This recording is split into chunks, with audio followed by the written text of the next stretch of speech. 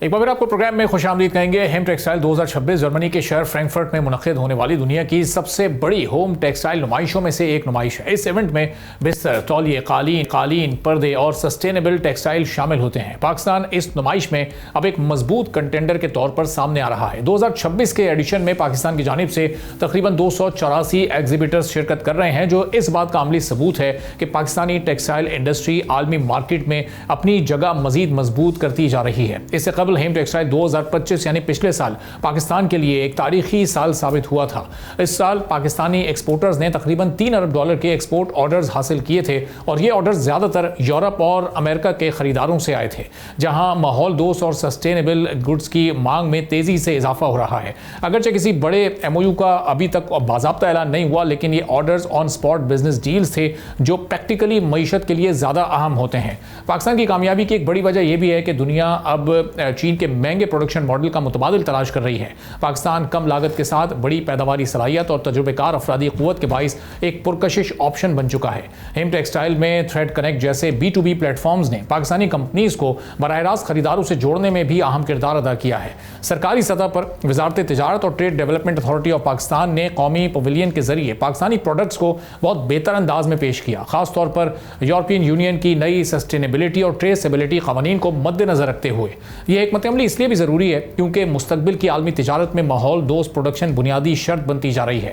अगर हम overall statistics देखें तो पाकिस्तान की ओवरऑल टेक्सटाइल एक्सपोर्ट्स माली साल 2025 में $17.88 अरब तक पहुंची, जो माली साल 2024 के मुकाबले में तो नुमाया इजाफा है, मगर अगर थोड़ा पीछे चले जाएं 2021-22 में तो वहां पर हम 19.3 बिलियन के बेंचमार्क को भी टच कर चुके हैं। साल 2025 में खासतौर पर गारमेंट्स के साथ नेटवेयर और बेडवेयर ने बेहतरीन कारकर्दगी दिखाई, जबकि रिवायती शोबे जैसे कॉटन यार्न में कमी देखी गई है। इससे वाज़ेह होता है कि पाकिस्तान वैल्यू एडेड मसनूआत की तरफ अब दुरुस्त सिमत में बढ़ रहा है। ओवरऑल हेम टेक्सटाइल पाकिस्तान के लिए सिर्फ एक नुमाइश नहीं है, बल्कि एक स्ट्रेटेजिक मौका है। अगर तवानाई के मसाइल के साथ फाइनेंसिंग और पॉलिसी सपोर्ट बेहतर हो जाए तो ये ऑर्डर्स मुस्तकिल तरक्की में बदल सकते हैं, जो नौजवानों के लिए रोजगार और मईशत में एक स्टेबिलिटी भी ला सकते हैं। साल 2026 से क्या तवक्कुआत वाबस्ता हैं इंडस्ट्री से वाबस्ता लोगों की, इस पर हम बात करेंगे। जुनैद रहमान साहब acting chairman towel manufacturing association के हमारे साथ मौजूद हैं। तो जुनैद साहब, 2026 में जो हेम टेक्सटाइल अब चंद रोज़ में, बल्कि आज ये स्टार्ट भी हो चुकी है, तो ये अब बताइएगा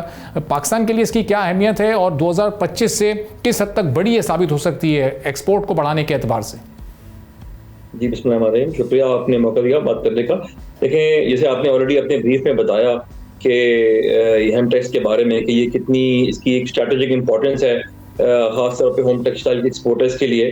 और एज एन एग्जीबिशन जो है ये तकरीबन 2800 से ज़्यादा इसमें पार्टिसिपेंट जो हैं वो इस दफ़ा शिरकत कर रहे हैं।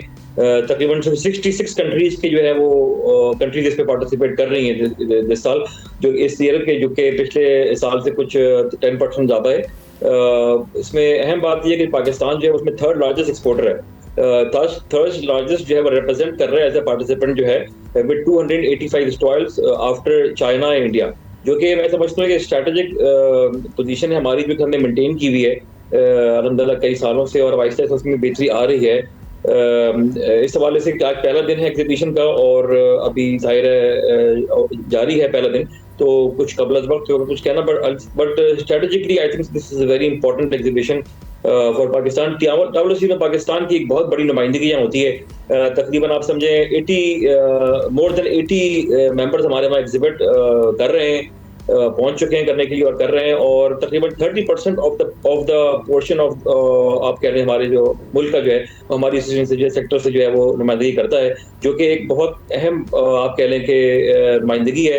तकरीबन $2 बिलियन से ज़्यादा का सेक्टर है ये, जिसके अंदर जो है वो रेवेन्यू फॉरेन एक्सचेंज के साथ साथ जॉब क्रिएशन और इकोनॉमी के अंदर जो इसका पार्ट जो है वो आप देख सकते हैं नुमाया है बड़ा। कि देखें, बात ये है कि जो गोइंग फॉरवर्ड आपका सवाल था कि जी इन स्ट्रैटेजिकली जो है हम किस तरह इससे फायदा उठा सकते हैं, और आपने अभी भी इंटरव्यू में बताया कि out of as a cost of doing business being competitive जो है हमारे जो एक्सपोर्टर्स हैं, हमारे जो इंडस्ट्रियलिस्ट हैं, वो अपना इनिशिएटिव लेके एफर्ट्स करके जो है वो जाते हैं हेमटेक्स जो है, और ग्लोबल फोरम पे जब वो कम्पीट करते हैं, इस वक्त भी हम मौजूद हैं।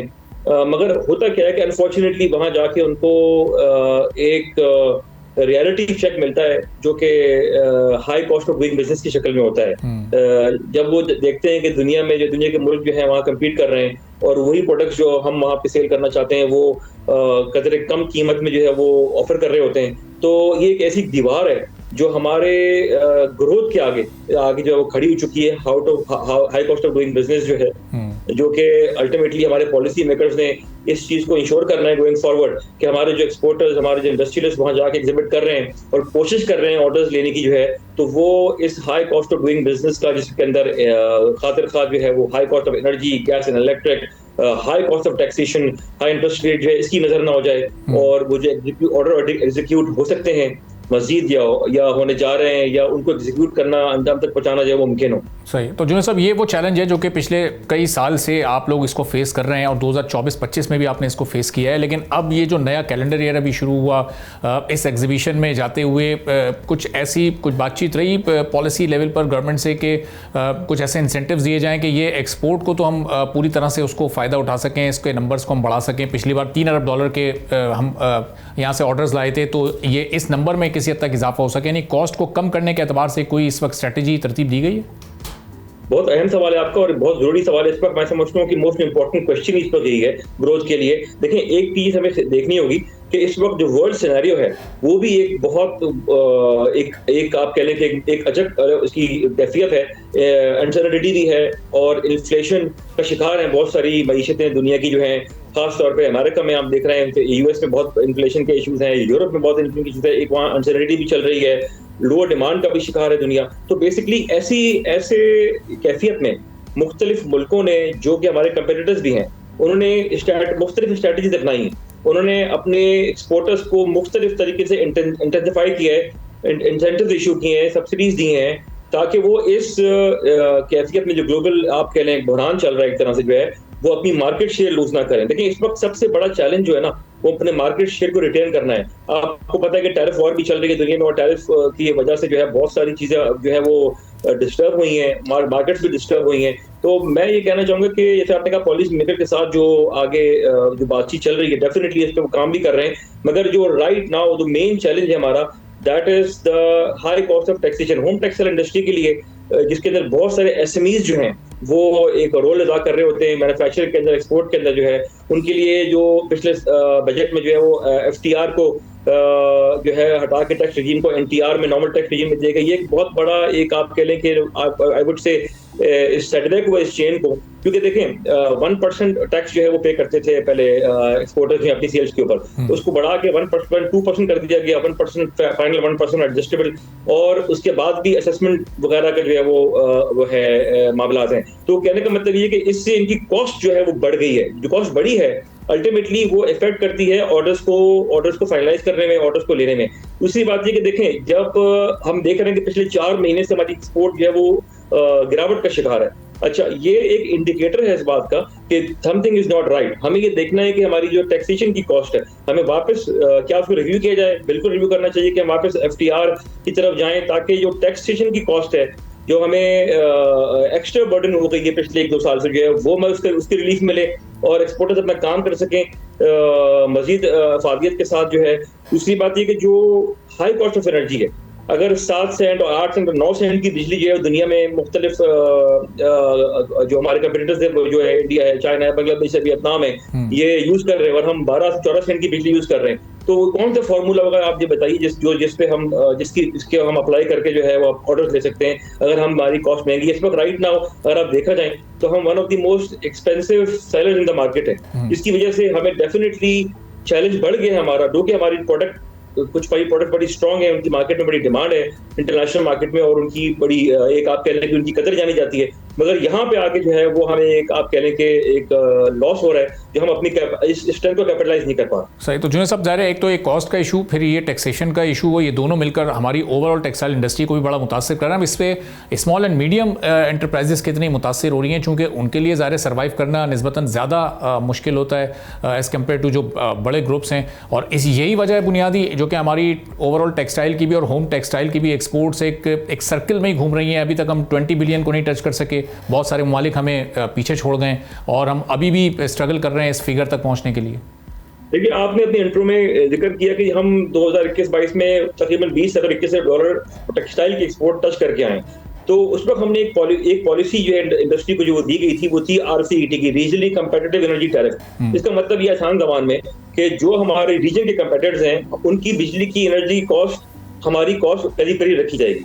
वो एक कामयाब पॉलिसी साबित हुई। इससे एक्सपोर्ट जो है वो कई अरब डॉलर बढ़ गई। जब वो पॉलिसी शुरू हुई तो कोई $3-4 का फर्क पड़ा। उसके आने के बाद ये एक निशानी थी, इंडिकेटर था कि ये कामयाब पॉलिसी है। मैं समझता हूँ उसको रिवाइव करना चाहिए। उस कामयाब पॉलिसी की जो गवर्नमेंट की थी इसको रिवाइव करना चाहिए, और ताकि ये वापस हम उस सफर की तरफ चलें जो कि हमने शुरू किया था। दूसरी बात ये कि जो मैंने आपको भी बताया एसएमईज के बारे में आपका सवाल था, देखिए जो टैक्सेशन के मैटर्स है ना, जो ये बहुत ज्यादा इफेक्ट करते हैं एसएमईज को, क्योंकि उनका जो आप कह रहे हैं रिसोर्सेज हैं वो उनके उस तरह के नहीं होते जो कि बड़ी कंपनीज के होते हैं। तो इस वजह से इसको भी जो एक्सपोर्टर्स को जो फैसिलिटी थी कई साल से FTR की, उसको वापस रिवाइव करना चाहिए। देखिए तकरीबन 4 महीने से एक्सपोर्ट अगर गिरी है, गिरावट का शिकार है, और ओवर 6 महीने में जो एक्सपोर्ट 9% गिरी है, तो अल्टीमेटली अगर एक्सपोर्ट गिर रही है और हम एक्सपोर्ट के ऊपर टैक्स बढ़ाएंगे तो नेट में हमें रेवेन्यू गेन कैसे होगा? मैं समझता हूँ कि इससे बेहतर जो है वो पॉलिसी पे वर्क किया जाए और कोशिश ही की जाए कि एक्सपोर्टर्स को फैसिलिटेट किया जाए, ताकि एक्सपोर्ट जब बढ़ेगी, एक्सपोर्ट के नंबर्स बनेंगे, तो एज अ बाय प्रोडक्ट जो है वो आपको ऑटोमेटिकली आपको टैक्स का रेवेन्यू भी बढ़ेगा, आपकी इकोनॉमिक जनरेशन भी आपकी बेहतर होगी, आपकी एनवायरमेंट बेहतर होगी। और जो साहब, अगर ये एक बेहतर पॉलिसी गवर्नमेंट बनाती है, कोई वे आउट अगर इसका निकालती है, थोड़ा सा इंसेंटिवाइज आप लोग करती है, तो ये इसका जो होम टेक्सटाइल है इसका स्कोप बताइएगा हेम टेक्स में भी और ओवरऑल इंडस्ट्री में भी, और फिर इसमें टॉवल सेक्टर का कितना स्कोप है? मैं समझता हूँ ये अभी it is in terms of आप कह लें जो स्ट्रेटेजिक अगर हम बात करें तो वैल्यू एडेड इंडस्ट्री का बहुत प्रॉमिसिंग स्कोप है। जो हमारा मॉडल है पाकिस्तान का, अगर मैंने आपको जो निशानदेही की है high taxation, cost of taxation और एनर्जी को एड्रेस कर लें अलॉन्ग विद इंटरेस्ट कॉस्ट, अगर ये हम एड्रेस कर लेते हैं तो बिकॉज बहुत सी ऐसी मार्केट्स है, देखिए टोटल दुनिया में 100 मुल्क से ज्यादा तौलिया एक्सपोर्ट होता है, मगर अनफॉर्चुनेट बात ये है कि 10 से 15 मुल्कों के अंदर इसकी मेजॉरिटी ऑफ द सेल्स है। तो अल्टीमेटली अब जैसे मैं आपको मिसाल देता हूँ, हमारे जो एसएमईज हैं, एसएमईज की आपने बात की, जो हमारे DLTL एक हमारी स्कीम थी जो कि ड्यूटी ड्रॉबैक जो टैक्सेस भरते थे एक्सपोर्टर्स उनको वापस मिलते थे, वो भी आधे एज अ DLTL स्कीम जो है वो 4 साल से, वो 3 साल से वो गैर फाल है स्कीम। वो बड़ी अफादियत थी स्कीम की, जो है एक्सपोर्टर्स को जो है वो हेल्प करती थी अपनी नई मार्केट तलाश करने में और अपनी कॉस्ट को सपोर्ट करने में। मैं रिक्वेस्ट करूंगा आपके तवज्जो से कि उस स्कीम को दोबारा रिवाइज किया जाए और शामिल किया जाए एज एक्सपोर्ट इंसेंटिव। दूसरी बात ये कि जो रिफंड्स हैं, जो सेल टैक्स के रिफंड्स एक्सपोर्टर्स के, जो कि डेफर्ड रिफंड्स कहलाए जाते हैं, वो बहुत ज्यादा तातुल का शिकार है। वो छोटे एसएमई, जो छोटे कारोबारी लोग हैं, एक्सपोर्टर्स हैं, एसएमईज हैं, वो लैक ऑफ फंड्स की वजह से वो नहीं इस तरह परफॉर्म कर पाते, उनकी एक्सपोर्ट्स नहीं बढ़ पाती इस तरह से, वो मार्केटिंग नहीं कर पाते, अपनी मैन्युफैक्चरिंग कर पाते इस तरह से। तो अगर इसको भी बेहतर गवर्नमेंट पे काम कर रही है, कोई दूसरी बात नहीं, शक की बात नहीं है, बट द पॉइंट इज कि इन चीजों को ज्यादा फोकस करके इस स्ट्रेटेजिकली इनको बेहतर किया जाए, ताकि हम जो नंबर हासिल कर सकते हैं। मतलब आपका सवाल था कि जी एक्सपोर्ट का क्या पोटेंशियल है, तो अगर हम देखें यूरोप की बात करें तो यूरोप के अंदर हमारा बहुत थोड़ा एक्सपोर्ट करने के बावजूद हमारा भी थोड़ा शेयर है और मुल्कों के मुकाबले में। तो अगर हम इन स्ट्रैटेजीज को, हम इन चीजों को स्ट्रेटेजाइज कर लें और इन फोकस कर लें जो हमारे मेन एलिमेंट्स है जो मैंने आपसे जिक्र किए, तो definitely I would say that there is a very very good chance of growth and strategic growth in the coming days unless we solve these issues. ठीक है, बहुत बहुत शुक्रिया जुनैद रहमान साहब, एक्टिंग चेयरमैन टैक्सेशन एसोसिएशन, हमारे साथ मौजूद थे। गुफ्तगू आपने सुनी, एक ब्रेक लेते हैं, ब्रेक के बाद वापस आएंगे, एक और अहम मौजू पर बात करेंगे। सब्सक्राइब करें और बेल दबाएं ताकि कोई खबर रह न जाए।